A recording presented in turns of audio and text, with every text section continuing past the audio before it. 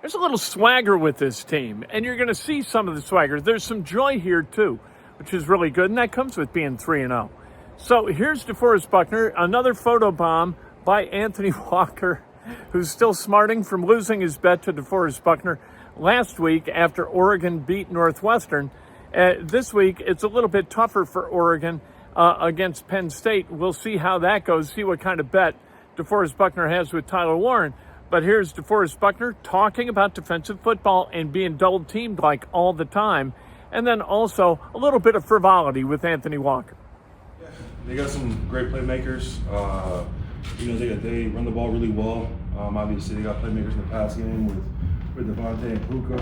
And obviously, they got a great quarterback.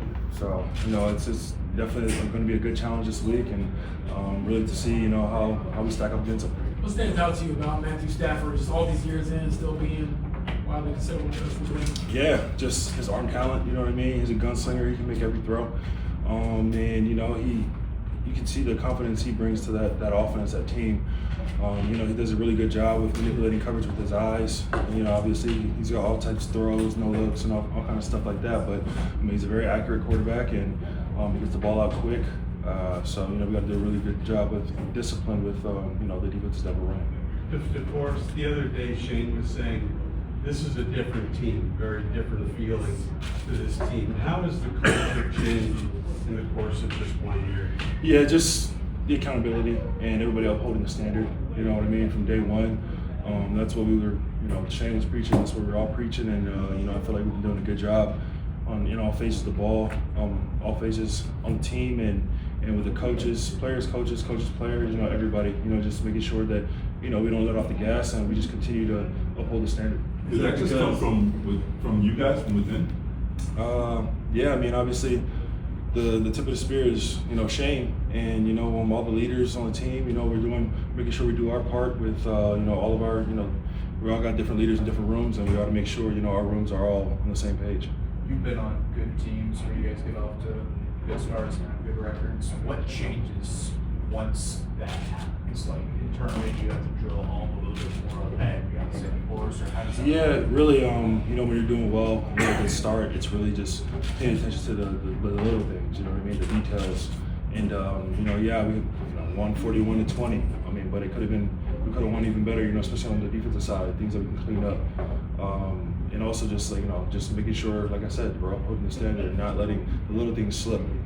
But when you face great running backs all the time. They've got one around, they've got one, Derrick Henry, Josh Jacobs, whatever. But do they wear you down in the second half? If is it tougher in the second half against good backs or not? I wouldn't say it wears us down. I would say, obviously we always have an emphasis on, getting bodies population to the ball carrier. You know what I mean? And I feel like we've done for the most part since I've been here. When we face good running backs, we do a good job of swarming, getting bodies on the back and everything. So, I wouldn't say it's a big issue. I just mentioned it because JT's numbers in the second half, he's averaging 8 yards. Yeah, it's funny. We were talking about that. We were just like, it's crazy how the more he plays throughout the game, the better he gets. You know what I mean? Especially in the fourth quarter, that's when those big runs start popping out and everything. And it's funny because we were talking about that just yesterday. Do you see the effect of that? Like, I know as a teammate though, like when you're on the sideline and okay, we're up, we're gonna run the ball, and they can't stop it. Like Chap said, he's averaging over 8 yards a carry. So what is that like from your perspective, seeing someone be one of the best in the world? It's inspiring for sure. You know what I mean? It brings energy to the team. Seeing a guy like that continue to get better, even in the fourth quarter. When you're facing that as a defender, it's definitely demoralizing. You know what I mean? And that's why I always preach when we go against these great backs like JT. Hey, who y'all got this week? Penn State, baby. Oh, Come on okay. now. Hey, I want the same energy he had last year. It's a Northwestern guy. He's just on any type of bandwagon to try to take the Ducks down. It's crazy. Hey, I do have a question. How did you convince him to bet that? Like, I wouldn't. Because he had all the confidence in you know what? He's a true alum. He had faith.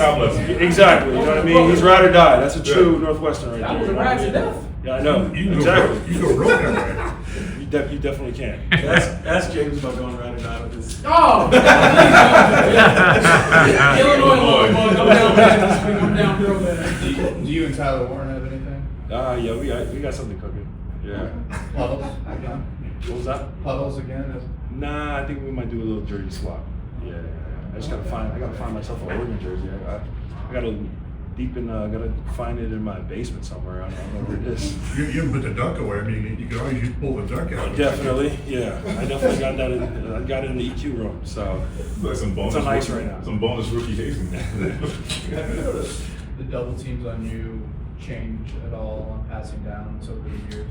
Yeah. I mean, pretty sure their protection calls are slide to 9-9. I mean, I feel like these past 3 games, it's been a lot. So yeah. Their double You think team more numbers than- are. Go ahead. But more than they have been in recent years, you feel like? I mean, that's how it feels. Yeah. It feels like it's also, you're getting 300 pounders. You're not getting like a Yeah. chip or a tight Yeah, end. exactly. Yeah. So we just gotta continue trying to find ways to get me free. Is there any logic to that? Do you think? Like, why do you think that's happening? Because I looked at that the other day. Your Yeah. double team numbers are very high. Yeah. I mean, Other than like you're a dog. yeah, like I'm just gonna be honest. Like you give me, if a team wants to just leave me one-on-one all day, it's gonna be a tough day for them. But it's just something I gotta battle through, and just gotta continue to figure out ways to free me up or get more one-on-one opportunities. Well, you talked in the past about managing your back.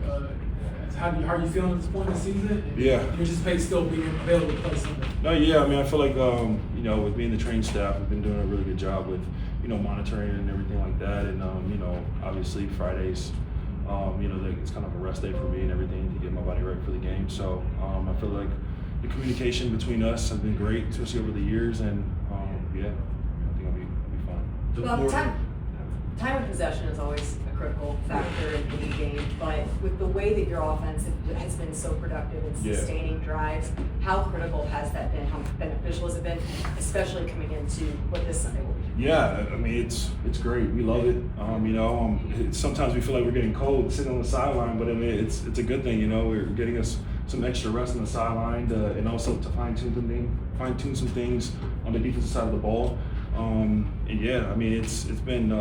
It's been great to see that this year.